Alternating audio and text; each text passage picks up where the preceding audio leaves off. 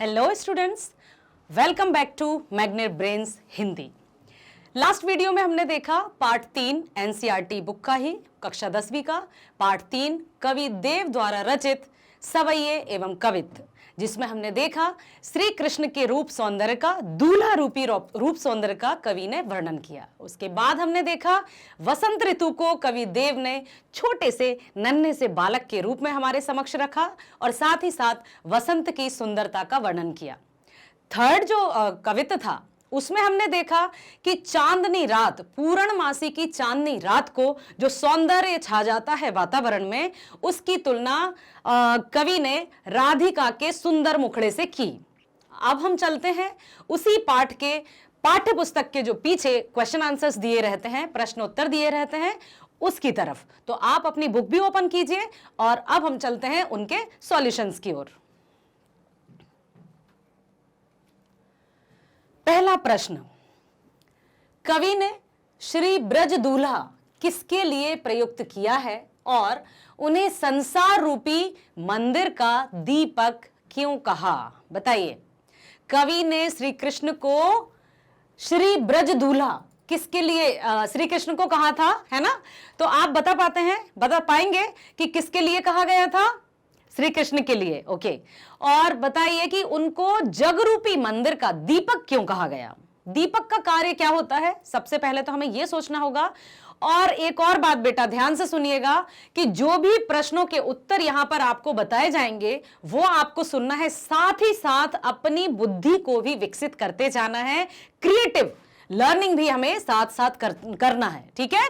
कि हम में जो है thinking skill, creative thinking develop होनी चाहिए कि क्या, यदि मान लीजिए जो हमने कॉपी में लिखा या जो हमने सुना, यदि वो एक शब्द भी हमसे मिस हो जाता है परीक्षाओं के दौरान, तो हम वहीं पर रुक कर रह जाते हैं, अटक जाती है हमारी गाड़ी। तो ऐसे में आपको अपनी सोचने की क्षमता को विकसित करना होगा, उसको व्यापक रूप में लाना होगा। इसके लिए हर एक पाठ को, हर एक कविता को, पाठ का जो भी एक्सप्लेनेशन है या कविता का जो भी भावार्थ या व्याख्या है, उसको ध्यान से सुनिएगा, समझिएगा। और जब आप उत्तरों का निर्माण स्वयं करेंगे तो आप स्वयं देखेंगे कि शुरुआत तो हम कर देते हैं, समापन कैसे करें? पता चलता है कि 2 नंबर के उत्तर में भी हम लिखते चले जाते हैं, लिखते ही चले जाते हैं, हमें पता ही नहीं चलता कि अब समाप्त कैसे करें। तो इस प्रक्रिया को भी आपको ध्यान से समझना होगा कि प्रश्न में आखिर पूछा क्या गया है। सबसे पहले हमें प्रश्न को ध्यान से पढ़ना होता है, पढ़ने के बाद हमें उस प्रश्न को समझना होता है कि वो क्या पूछ रहा है, ठीक है? यहां पर कवि ने श्री ब्रज दूल्हा किसके लिए प्रयुक्त किया है? बिल्कुल सही कहा आपने, श्री कृष्ण के लिए। और उन्हें संसार रूपी मंदिर का दीपक क्यों कहा है? तो अब दीपक का क्या कार्य होता है? दीपक का कार्य होता है अंधेरे को रोशन करना। तो श्री कृष्ण को क्यों दीपक कहा है? देखिए, कवि ने श्री ब्रज दूल्हा श्री कृष्ण के लिए प्रयुक्त किया है। कवि के अनुसार जिस प्रकार एक दीपक मंदिर में प्रकाश एवं पवित्रता का सूचक है, उसी प्रकार श्री कृष्ण भी इस संसार रूपी मंदिर में ईश्वरीय आभा एवं पवित्रता का संचार करते हैं। समझ में आया कि जो दीपक का कार्य है रोशनी करना, प्रकाशित करना, पवित्रता फैलाना, उसी तरह से श्री कृष्ण को भी उन्होंने दीपक रूपी प्रकाश और पवित्रता फैलाने वाला माना है, कवि देव ने। ओके, अगला प्रश्न है, बताइएगा आप। पहले सवैये में से उन पंक्तियों को छांट कर लिखिए जिनमें अनुप्रास और रूपक अलंकार का प्रयोग हुआ है। अलंकार संबंधी प्रश्न हमेशा आपसे पूछे जाएंगे, रस संबंधी प्रश्न आपसे हमेशा पूछे जाएंगे, ना केवल 10वीं में, अपितु आगे जो कॉम्पिटेटिव परीक्षाएं आप देंगे उनमें भी पूछे जाते हैं। तो हिंदी जो व्याकरण है उसका जो एरिया है, ऑरा है, बहुत विकसित है। तो आप अपनी व्याकरण को बहुत स्ट्रॉन्ग करते जाइए और इसके लिए आपको अपनी लिसनिंग स्किल मजबूत करनी होगी, ठीक है? लास्ट वीडियो में हमने देखा था अलंकार किसे कहते हैं, क्यों कहते हैं, कौन सा अलंकार क्या होता है। तो अभी फिर से अलंकार का प्रश्न आ गया है ना। अनुप्रास अलंकार में हमने क्या देखा था, बताइए? आप ही बताइए। यस, बहुत सही, वर्ण की आवृत्ति। अब देखिए, कविता की कौन सी पंक्ति में वर्ण अर्थात अक्षर की आवृत्ति अर्थात रिपीटेशन हुआ है? देखिए, कटी किंकनी के धुन की मधुराई। यहां पर आप देखेंगे क वर्ण की आवृत्ति हुई है, इसलिए यहां पर अनुप्रास अलंकार है। समझ में आया बेटा? बहुत सही। फिर है सावर अंग लसे पट पीत, सावर अंग लसे पट पीत, हिये हुल से बनमाल सुहाई। इसमें भी कौन से वर्ण की आवृत्ति हुई है? पावर्ण की और हावर्ण की। ठीक है, इसलिए यहां पर अनुप्रास अलंकार है। ठीक है, अब एक और क्या पूछा है उन्होंने? रूपक अलंकार। आप ही बताइए, रूपक अलंकार की पंक्ति कौन सी है? बताइए, फिर मैं स्लाइड आगे बढ़ाने वाली हूं। पहले आप बताइए कि रूपक अलंकार कौन सी पंक्तियों में है, और रूपक अलंकार क्या था? जिसमें उपमान और उपमेय के गुणों की अत्यधिक समानता के कारण उपमान और उपमेय एक हो जाते हैं, अलग अलग नहीं रहते हैं। देखिए, मंद हसी मुख चंद जुन्हाई। मुख चंद, मुख चंद्रमा के समान नहीं, या चंद्रमा मुख के समान नहीं, मुख चंद हो गया, मुख चंद्र।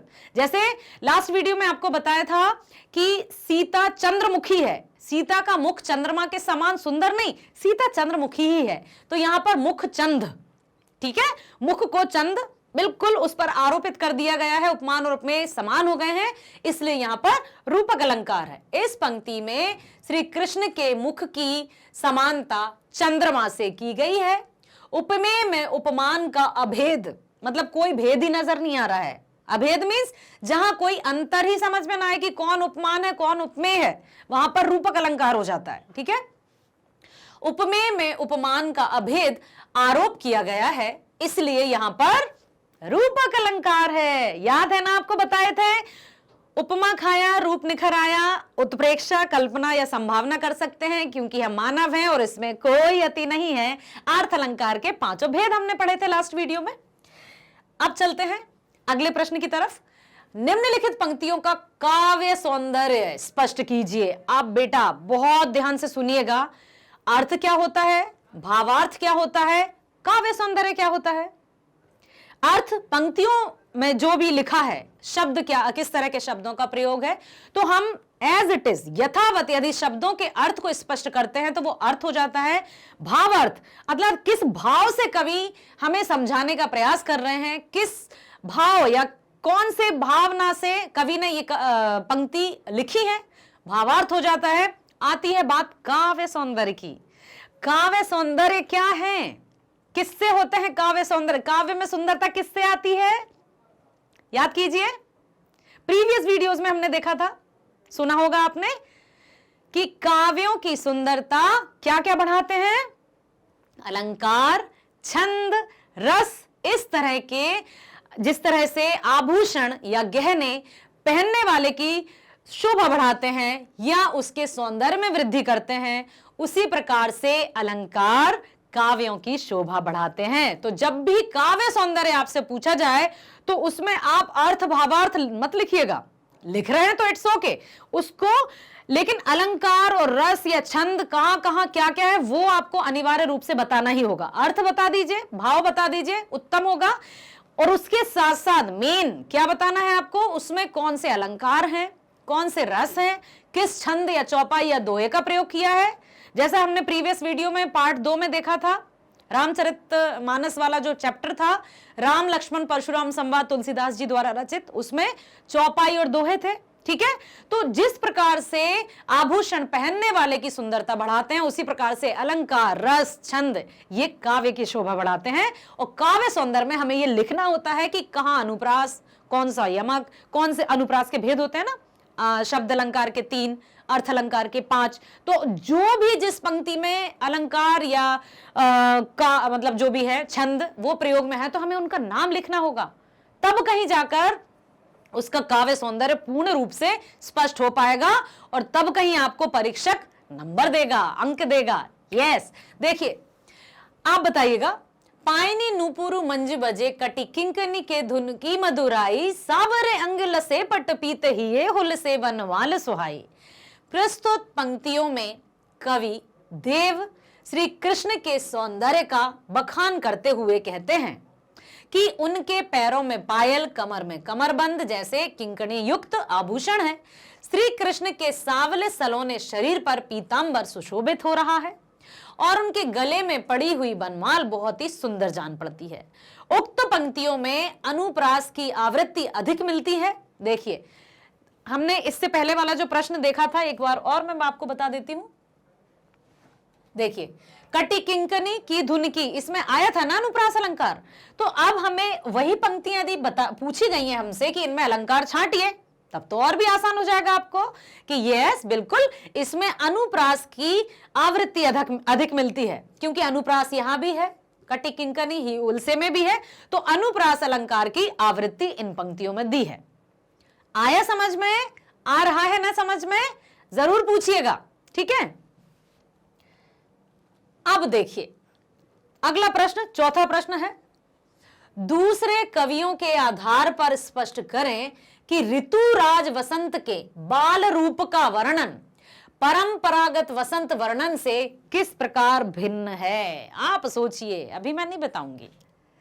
जो वसंत का वर्णन कवि ने किया है, कवि देव ने किया है छोटे से बालक के रूप में, और इससे पहले हम सुनते आए होंगे कि वसंत ऋतु, ऋतुराज, ऋतुओं का राजा किसको कहा जाता है? वसंत ऋतु को, ठीक है।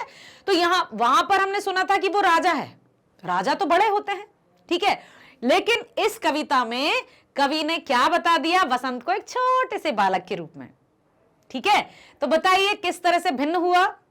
एक तो यही कि ऋतुराज वसंत, जो कि हमेशा हम राजा भांति, राजा की तरह देखते आए हैं, सुनते आए हैं, समझते आए हैं, निबंध भी हमने लिखे होंगे, अनुच्छेद भी हमने लिखे होंगे, परंतु इस कवित्व में हमने क्या देखा कि कवि देव ने छोटे से बालक रूपी वसंत को यहां पर प्रस्तुत किया है। ओके, दूसरे कवियों द्वारा ऋतुराज वसंत को कामदेव मानने की परंपरा रही है, परंतु अभी प्रीवियस वीडियो में आपको बताया था कि कामदेव को ब्रह्मांड में सबसे सुंदर पुरुष माना गया है, रति को सबसे सुंदर स्त्री।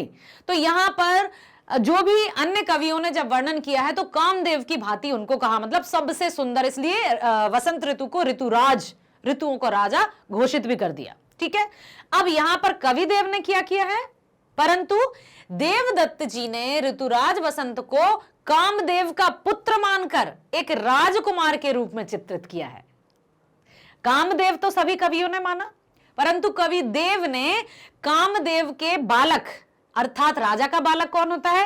राजकुमार। और राजकुमार का जब जन्म होता है तो चारों तरफ क्या माहौल हो जाता है, उसका भी अभी हमने देखा था प्रीवियस वीडियो में। तो कवि ने यहां पर बालक माना है, छोटे से बालक को, ठीक है, वसंत को। वसंत के परंपरागत वर्णन में फूलों का खिलना, ठंडी हवाओं का चलना, नायक नायिका का मिलना, झूले झूलना आदि होता था, परंतु इसके विपरीत पुराने, मतलब जो अन्य कवियों ने जो वसंत का वर्णन किया उसमें क्या था?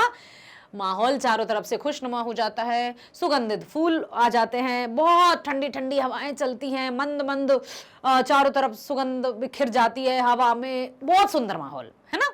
लेकिन यहां पर क्या किया है कवि ने?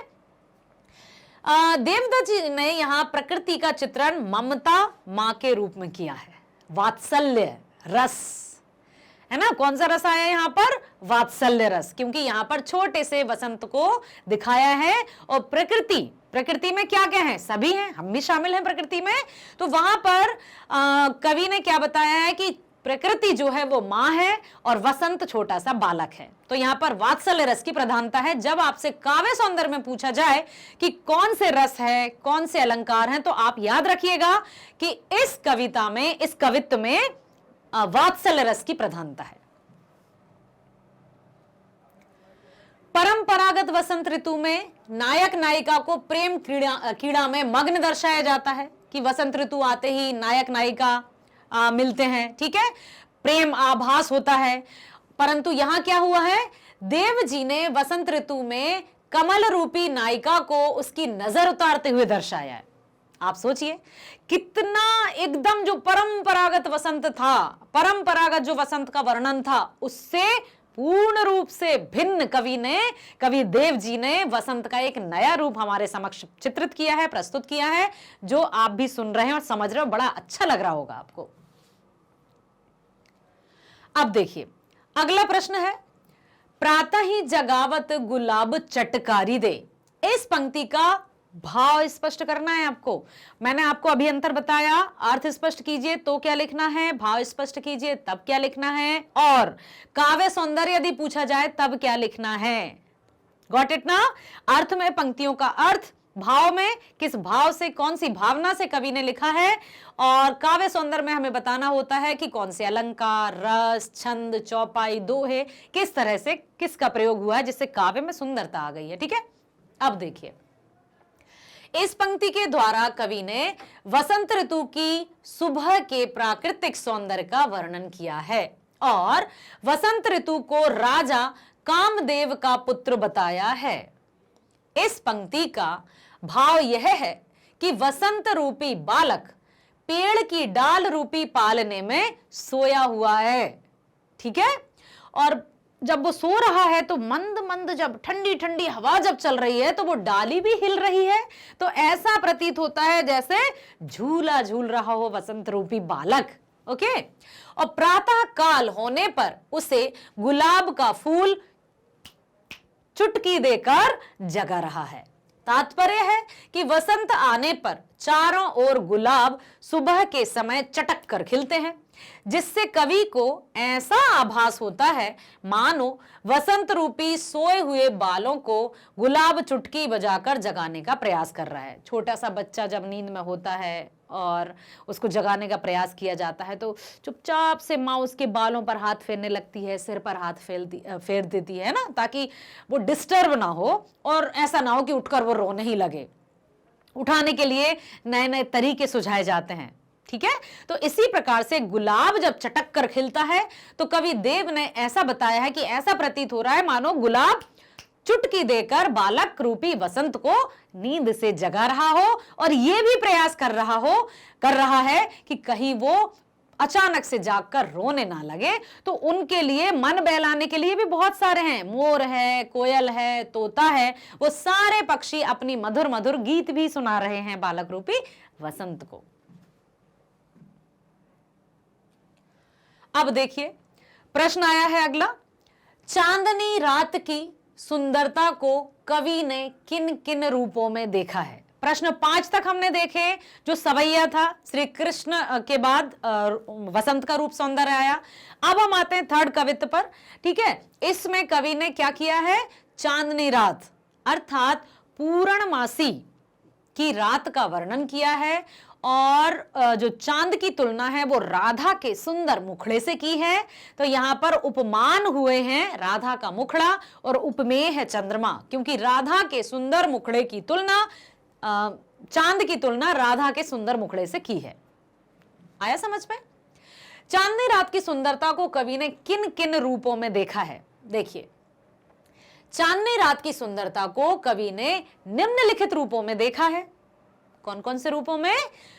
पूर्णिमा की रात में धरती और आकाश में चांदनी की आभा इस तरह फैलती है जैसे स्फटिक नामक शिला से निकलने वाली दूधिया रोशनी संसार रूपी मंदिर को प्रकाशित करती है। स्फटिक है ना, व्हाइट मार्बल, संगमरमर। ठीक है, यदि संगमरमर चारों तरफ हो और रोशनी पड़े जब चांद की, तो ऐसा लगेगा कि तारे, जमीन, चांद, जमीन, सब कुछ जमीन पर उतर आए हैं और पूरा जो वातावरण है वो एकदम दूधिया हो गया हो। ठीक है, देवदत्त जी की नजरें जहां तक जाती हैं उन्हें वहां तक बस चांदनी ही चांदनी नजर आती है। चारों तरफ जहां तक दृष्टि जा रही है, बिना किसी व्यवधान के, बिना किसी परेशानी के चारों तरफ दूधिया दूधिया ही नजर आ रहा है, स्पष्ट एकदम। अब है इसी का, देवदत्त जब चांदनी रात में आकाश को निहारते हैं तो उन्हें ऐसा भ्रम होता है मानो आकाश के तारे नायिका का वेश धारण कर अपनी सुंदरता की आभा को समस्त आकाश में बिखेर रहे हों। चांद होंगे तो तारे भी होंगे, है ना। और कवि देव ने जो तारे खिल रहे हैं, चमक रहे हैं, जगमगा रहे हैं, उनको क्या बताया है? नायिका का वेश धारण करके अपनी सुंदरता की आभा को समस्त आकाश में बिखेर रहे हो, ऐसा बताया है। और चंद्रमा कौन? राधा। और उसकी सखियां कौन? तारे। ठीक है, तो इस प्रकार से यहां पर हमने देखा। अब है प्रश्न अगला, गया राधिका को प्रतिबिंब सो लगत चंद। फिर उपमान और उपमेय की बात आती है कि चंद्रमा क्या है, राधिका क्या है, उपमान क्या है, उपमेय क्या है। उपमेय है चंद्रमा, उपमान है राधा। ओके, इस पंक्ति का भाव स्पष्ट करते हुए बताएं कि इसमें कौन सा अलंकार है। आप बताएंगे? बताइए जल्दी। हाँ, आप ही बताइए, बताइए। बिल्कुल, यस, वेरी नाइस। चंद्रमा सौंदर्य का श्रेष्ठतम उदाहरण है। जैसा कि जब भी प्रीवियस वीडियो में हमने देखा था कि सीता का मुख चंद्रमा के समान सुंदर है या सीता चंद्रमुखी है, तो उपमान के रूप में अधिकतर चंद्रमा को देखा जाता है। ठीक है, तो यहां पर जब भी सौंदर्य का जिक्र होता है या सौंदर्य का वर्णन होता है तो चंद्रमा का उदाहरण तो अवश्य लिया जाता है। चंद्रमा सौंदर्य का श्रेष्ठतम उदाहरण है, परंतु कवि ने यहां पर इस परंपरा के विपरीत, अब देखिए, इससे पहले वाला जो कवित्व था उसमें क्या किया था, वसंत को भी परंपरागत वसंत से अलग उनका वर्णन किया था। अब यहां चंद्रमा को हमेशा से उपमान के रूप में देखा जाता था, लेकिन यहां पर कवि देव ने क्या कर दिया है, चंद्रमा सौंदर्य का श्रेष्ठतम उदाहरण है, परंतु कवि ने यहां पर इस परंपरा के विपरीत राधिका की सुंदरता को चांद की सुंदरता से भी श्रेष्ठ दिखाया है और चांद के सौंदर्य को राधिका के सौंदर्य का प्रतिबिंब मात्र बताया है। आ रही है बेटा समझ में बात, कि हमेशा से चंद्रमा को सौंदर्य का प्रतिरूप माना जाता है, परंतु कवि ने यहां राधा की, चांद को राधा कह दिया, वो अलग बात है, लेकिन अब चांद का जो प्रतिबिंब है, मतलब चांद जब बिल्कुल शीतलता, ऐसा लग रहा है कि जब पानी में यदि चांद का प्रतिबिंब दिखे तो ऐसा लग रहा है मानो कि राधा का प्रतिबिंब हो। यहां पर राधा के सौंदर्य को बढ़ा चढ़ाकर, अर्थात कवि ने राधा के सौंदर्य को चंद्रमा के सौंदर्य से अधिक बढ़कर बताया है। कवि की कल्पना देखिए, आपने सुना ही होगा, जहां न पहुंचे रवि वहां पहुंचे कवि। ऑफ कोर्स, बिल्कुल सही, आपने सुना होगा कि रवि अर्थात सूर्य है ना, तो जहां न पहुंचे रवि, जहां सूर्य का प्रकाश नहीं पहुंचता है वहां कवि की कल्पना पहुंच जाती है, तो कवि की कल्पना से अधिक तो सूर्य का प्रकाश भी रोशन नहीं कर सकता। अर्थात ठीक उसी प्रकार से जो रूप सौंदर्य है, राधा के सुंदरता का वर्णन कवि ने चांद से भी बढ़कर किया है। यहां चांद के सौंदर्य की उपमा राधा के सौंदर्य से नहीं की गई है, बल्कि चांद को राधा से हीन बताया गया है। हीन मतलब समझते हैं, कम। ठीक है, इसलिए यहां व्यतिरेक अलंकार है। अब सुन लीजिए, व्यतिरेक क्या होता है। व्यतिरेक अलंकार में जो उपमान को उपमेय मान लिया जाता है और उपमेय को उपमान मान लिया जाता है। उपमान उपमेय साधारण धर्म वाचक शब्द प्रीवियस वीडियो में आपने देखे होंगे, सुने होंगे, नहीं तो फिर से उसको देखिएगा कि व्यतिरेक अलंकार क्या होता है, जिसका हमेशा से उदाहरण उपमान के रूप में लिया जाता है। यदि उपमान को उपमेय मान लिया जाए और उपमेय को उपमान मान लिया जाए तब वहां व्यतिरेक अलंकार होता है। बेटा कंफ्यूज नहीं होना है, बिल्कुल भी कंफ्यूज नहीं होना है। फिर से बता देती हूं आपको कि उपमान का हमने क्या परिभाषा पढ़ी थी। उपमान अर्थात जिससे तुलना की जाती है, ओके, और उपमेय क्या होता है, जिसकी तुलना की जाती है। अब क्लियर हुआ। हमेशा से चंद्रमा को उपमान के रूप में माना जाता है, लेकिन यदि जिसको भी हमेशा से उपमान के रूप में माना जाता है उसे कई कवियों द्वारा, जैसे यहां भी हम देख पा रहे हैं ना, कवि देव ने उपमान को उपमेय बना दिया, उपमेय को उपमान बना दिया। तो जहां पर उपमान उपमेय बन जाए, उपमेय उपमान बन जाए, वहां पर कौन सा अलंकार होता है, व्यतिरेक अलंकार। बहुत ध्यान से देखिएगा, सुनिएगा, ठीक है। अगले प्रश्न की तरफ चलते हैं। तीसरे कवित्व के आधार पर बताइए कि कवि ने चांदनी रात की उज्ज्वलता का वर्णन करने के लिए किन किन उपमानों का प्रयोग किया है। उपमान समझ गए ना, जिससे तुलना की जाती है, ओके। तो चांदनी रूप, चांदनी रात की उज्जवलता, उज्जवल चमक, आभा, सुंदरता, उसका वर्णन करने के लिए, उसकी सुंदरता को दिखाने के लिए कवि ने कौन कौन से उपमानों का प्रयोग किया है, देखते हैं।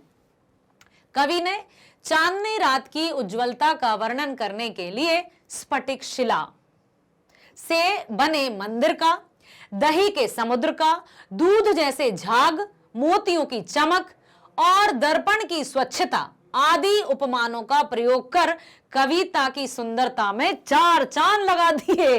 पूर्णमासी की एक चांद के दिन कवि ने 4 चांद लगा दिए। बहुत अच्छी बात की है कवि ने, है ना। तो अब यहां पर आप ये मत लिख दीजिएगा कि राधा का दिया है उपमान, मतलब राधा को भी, क्योंकि राधा तो स्वयं यहां पर चंद्रमा से अधिक सुंदर बताई हैं, ठीक है। तो अगला प्रश्न चलते हैं हम।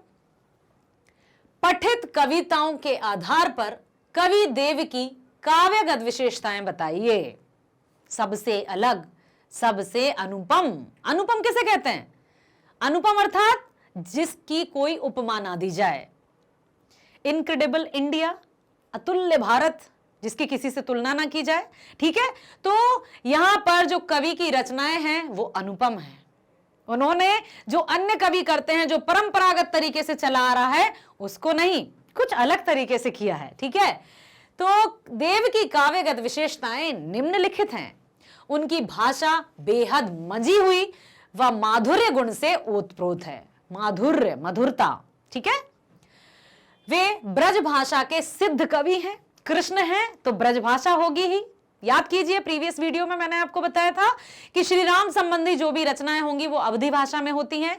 श्री कृष्ण संबंधी जो भी रचनाएं या कविताएं आप पढ़ेंगे वो ब्रज भाषा में होंगी। ओके। कविता एवं सवैया में छंद का भी प्रयोग किया है। बहुत सही। अगला प्रश्न। अपने घर की छत से पूर्णिमा की रात देखिए तथा उसके सौंदर्य को अपनी कलम से शब्दबद्ध कीजिए। आप जाइएगा अपनी छत पर पूर्णमासी की रात में, और पूर्णमासी की रात में सुई में धागा भी डालिएगा। शरद पूर्णिमा पर डालते हैं। आंखों की दृष्टि, एक वैज्ञानिक भी तथ्य है ये, कि चांदनी रात में जब हम डालते हैं, एकदम जब कंसंट्रेशन के साथ डाला जाता है तो दृष्टि पड़ती है चांद की, हमारी दृष्टि पर जब एकदम प्रकाश पड़ता है तो बहुत अच्छा लगता है, ठीक है। चांदनी रात का सौंदर्य तो बस देखते ही बनता है। पूर्णिमा की रात का सौंदर्य अत्यंत मनमोहक होता है, परंतु घर की छत इस मनोहारी दृश्य की सुंदरता स्पष्ट रूप से दिखाई नहीं पड़ती है या पड़ती है? उज्जवल चांदनी की सफेद किरणों से केवल आकाश ही नहीं बल्कि धरती भी जगमगा उठती है। इस दिन चांद पूर्ण रूप से गोलाकार होता है और चमकीला होता है।